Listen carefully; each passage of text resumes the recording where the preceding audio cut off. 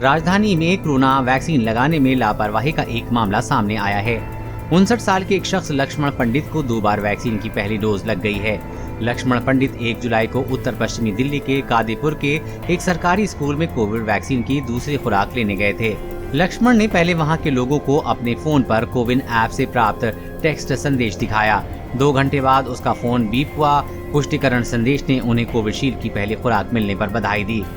पंडित ने कहा कि मुझे इस बात की जानकारी थी कि मुझे कोवैक्सीन की दूसरी डोज लगनी है, क्योंकि मुझे पहली वैक्सीन डोज लग चुकी थी, लेकिन दोबारा मेरे मोबाइल पर फर्स्ट डोज का मैसेज आया। उन्होंने आगे बताया कि मैंने कॉलोनी के एक परिचित को दोनों संदेश दिखाए, जिन्होंने इसकी पुष्टि की। लक्ष्मण पंडित का कहना है कि मैंने अप्रैल में मुखमेलपुर के एक डिस्पेंसरी में कोवैक्सीन की पहली डोज लगवाई थी। उसके बाद लॉकडाउन में बिहार चला गया। पंडित ने बताया कि बाढ़ के कारण मैं उस डॉक्यूमेंट को नहीं सहज कर रख सका जो मुझे वैक्सीन की डोज का प्रूफ थी। जब पंडित कादीपुर स्कूल में वैक्सीनेशन सेंटर गए तो उन्हें वहां टेक्स्ट मैसेज दिखाया जो पहली डोज के बाद मिला था। इसलिए तकनीकी रूप से उन्हें कोवैक्सीन की दूसरी खुराक देनी चाहिए थी, लेकिन उन्हें कोविशील्ड की पहली खुराक दे दी गई। उनके परिचित विकास सैनी ने कोविन साइट पर चेक किया तो उससे पता चला कि उन्हें पहली डोज के रूप में कोवैक्सीन लगाई गई है। पंडित दिल्ली में अकेले रहते हैं और उन्होंने इंजेक्शन के बाद बीमार होने का दावा किया। उन्होंने कहा कि वैक्सीन लगवाने के 4 घंटे बाद मुझे सिरदर्द, बुखार और जी मिचलाने की शिकायत हुई।